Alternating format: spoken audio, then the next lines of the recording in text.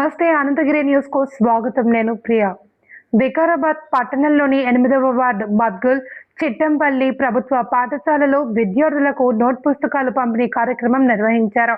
BRS మాజీ పట్టణ అధ్యక్షుడు మాజీ కౌన్సిలర్ గోపాల్ కుమార్తె లక్ష్మీ ప్రసన్న పుట్టినరోజు సందర్భంగా ఈ సేవా కార్యక్రమం చేపట్టారు.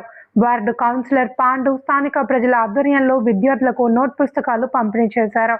ఈ సందర్భంగా మాజీ కౌన్సిలర్ గోపాల్ మాట్లాడుతూ, గతంలో ప్రజలకు యువతకు సేవలు అందించినట్లే ప్రభుత్వ పాఠశాలల అభివృద్ధికి కూడా తన వంతు సహాయం చేశాను అని తెలిపారు. భవిష్యత్తులో వార్డ్ ప్రజలకు విద్యార్థులకు అవసరమైన సహాయ సహకారాలు అందిస్తానని హామీ ఇచ్చారు. ఈ కార్యక్రమంలో వార్డు ప్రజలు, పాఠశాల ఉపాధ్యాయులు, సిబ్బంది, యువకులు, విద్యార్థులు పాల్గొన్నారు.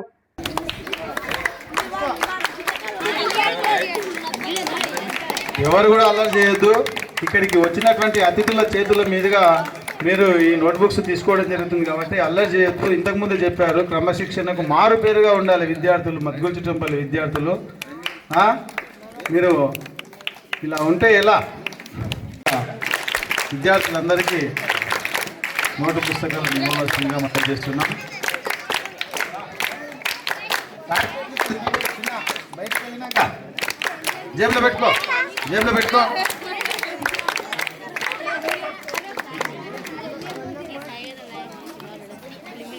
నైతే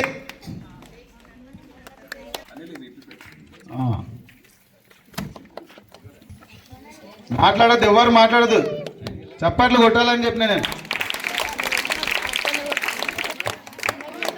నెక్స్ట్ భానుశ్రీ తీసుకుని రైట్. నెక్స్ట్ 10th క్లాస్ వాళ్ళు వరుసగా తీసుకున్న వాళ్ళు కాకుండా తీసుకున్న అల్లవి, శ్రీజ, 10వ తరగతి విద్యార్థులు ఎవరున్నా రావాలి.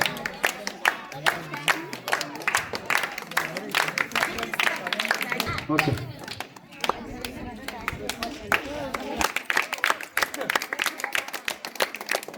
టెన్త్ క్లాస్ వాళ్ళు అయిపోతే 9th క్లాస్ వాళ్ళు ఇప్పుడు 10th start. 9th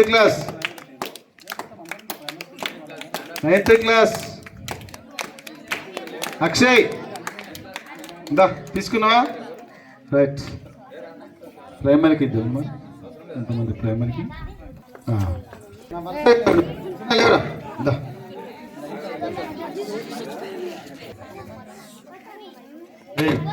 Ram Charan మాట్లాడాలి. చప్పట్లు కొట్టాలని చెప్పిన మీరందరికీ.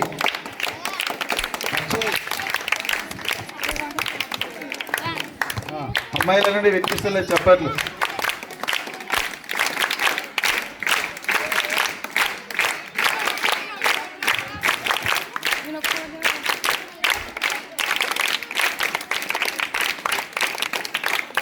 పాల్పంచుకుంటున్నారు. అలాగే మేడం గారిని కూడా మేడం వాళ్ళు సన్మానించవలసిందిగా మనవి చేస్తున్నాం. మేడం మాత్రమే వినపడాలి. అలాగే పాపను కూడా సన్మానం చేయాల్సిందిగా, పాపకు సన్మానం చేయాల్సిందిగా మనవి చేస్తున్నాం. ఉంది.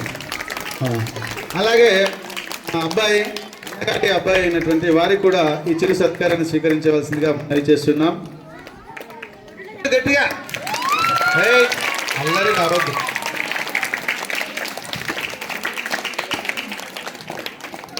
వారు పాఠశాలకు వచ్చి మమ్మల్ని అందరినీ, మా విద్యార్థులందరినీ ఆనందింప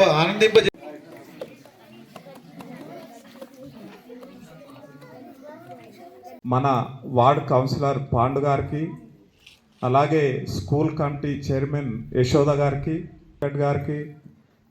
విఠల్ గారికి, గోపాల్ గారికి, లాలయ్య గారికి, విద్యార్థులందరికీ కూడా శుభాకాంక్షలు తెలియజేస్తూ, మరి నేను చాలాసార్లు కూడా ఈ యొక్క స్కూల్లో పలు సందర్భాల్లో కూడా మాట్లాడడం జరిగింది. నేను కూడా ఇదే స్కూల్లో 7వ తరగతి దాకా చదివిన తర్వాత వేరే స్కూల్కి వెళ్ళాం. మరి అప్పటికి ఇప్పటికీ చూసినట్లయితే చాలా చేంజెస్ అనేటువంటివి వచ్చినాయి. ఇప్పుడున్న నేను ఇంచుమించుగా నా డిగ్రీ అయిపోయినప్పటి నుంచి చూస్తున్నా ఇక్కడికి వచ్చిన టీచర్స్ అంతా కూడా ఎంత శ్రద్ధ ఆసక్తులతోని విద్యను ఇక్కడ బోధించడం అనేటువంటిది జరుగుతుంది. నిజంగా వాళ్ళ సొంత పిల్లల్లాగా చూసుకుంటూ స్కూల్ లోపల మంచి రిజల్ట్ తేవాలి, పిల్లలను మంచిగా దిశానిర్దేశం చేయాలన్నటువంటి సంకల్పంతో టీచర్స్ చాలా కష్టపడుతున్నారు. వాళ్ళందరికీ కూడా నేను యువజన సంఘం అధ్యక్షునిగా ఉన్నప్పటి నుంచి కూడా పాఠశాలల ఏ కార్యక్రమమైనా ముందుండేటోన్ని. అప్పటి నుంచి కూడా నా వంతుగా నాకెంత చేతనైతే అంత పాఠశాల కోసం అవకాశం వచ్చినప్పుడు నా వంతు సాయం చేసుకుంటా వెళ్ళడం జరుగుతుంది.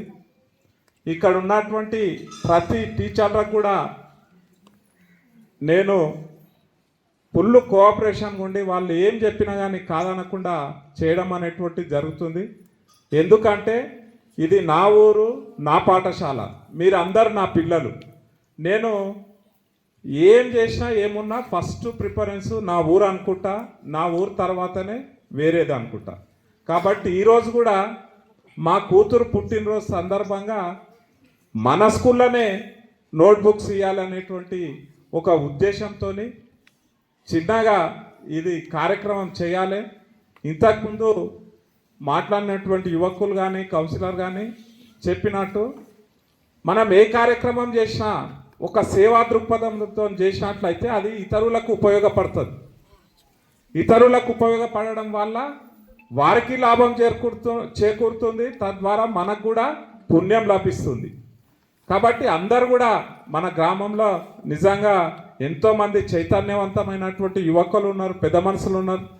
అందరు కూడా ఈ పాఠశాల విషయం కానీ గ్రామానికి ఏ విషయమైనా సరే గ్రామానికి చదువు మీదనే దృష్టి పెట్టాలి.